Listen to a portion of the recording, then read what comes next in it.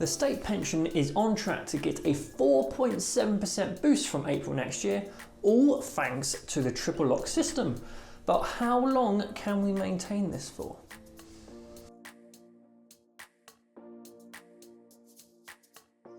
My name is Jack Revis and welcome back to this week's episode of Tax Tidbits, where our state pension is decided based on a triple lock system. This means the annual pension increase is determined by the highest of either inflation, average earnings growth, or 2.5%. The ONS has confirmed that the average earnings growth for the 3 months to July was 4.7%, which is likely to be the highest percentage under the triple lock. For most pensioners that receive the new state pension, that's an extra £561.60 a year, bringing their yearly total to £12,534.60. For those on the old state pension, this is an increase of £431.60, bringing their yearly total to £9,607. Now this sounds great, right? But the catch is that HMRC is waiting just around the corner, as with the personal allowance frozen at £12,570 until 2028, there's not much wiggle room left for pensioners before their state pensions become taxable. As one retiree put it, they give with one hand and take away with the other. However, this increase has also brought the triple lock system into question, because it's getting quite pricey. While the government has pledged to keep the triple lock for the current parliament, it does make you wonder what their plans are after that. There is some more good news for pensioners, particularly for those of you that feel the cold, as the winter fuel payment is making a comeback after last year's big cut, with around 9 million people in England and Wales set to receive it this winter. Originally slashed in 2024 to only those on pension credit, the payment now goes to households with pensioners earning £35,000 or less. It's worth £200 if you're under 80 and £300 if you're over 80, and the money should arrive just in time for cranking up the heating in November or December.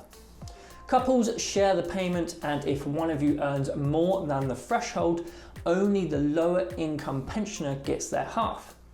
Higher income pensioners will still technically get the cash, but it will be clawed back through tax. Think of it as a short-term loan from the government. Critics say all the chopping and changing has caused confusion, especially as many who could get pension credit still don't claim it, meaning some are missing out on free cash and worse, a free TV license.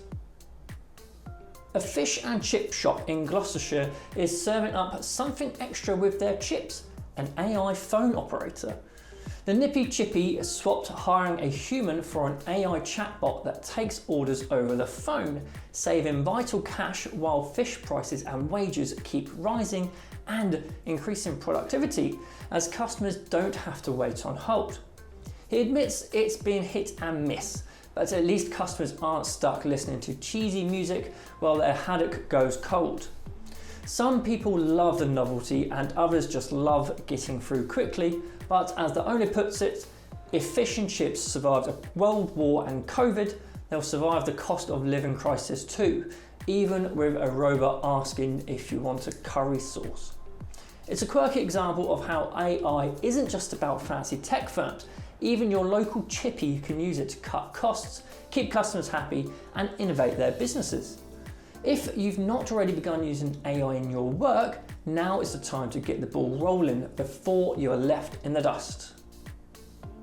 Talking about AI, it's not always a particularly helpful tool when it comes to accounting, and it's become the new Dave down the pub, spreading very convincing but very wrong tax advice. Clients sometimes come armed with ChatGPT or Google AI overviews, insisting dodgy schemes are fine because a robot said so, leaving accountants stuck arguing with a virtual assistant. Tax is complicated and AI often misses the nuances, especially if the questions aren't phrased perfectly or the answers are taken at face value. AI can be used for ideas, but a real human accountant ensures your advice is accurate, saves you time and prevents costly mistakes. Basically, AI is great for ideas, but you still want a qualified accountant in your corner. Rugby Borough Council is taking bold steps to tackle empty shops in the town centre. They're set to become one of the first councils in the country to use new powers that let them auction off leases on privately owned retail units that have been sitting empty for a year or more. With nearly a quarter of the centre's shops vacant, well above the national average, the move is designed to tackle derelict properties and breathe new life into the high street. Landlords get an 8-week find a tenant or else window, and if they don't act, the council can open the units up to competitive bids. On top of that, there's a government fund of up to £75,000 per unit to spruce up the places if needed. While Rugby is the first, they hopefully won't be the last to enact this power. So if you own one of these empty units, now's the time to start hunting for tenants. Thank you for joining me for this week's episode of Tax Tidbits. If you liked this video, don't forget to give it a thumbs up and subscribe to our channel so you stay up to date with our videos. See you next week.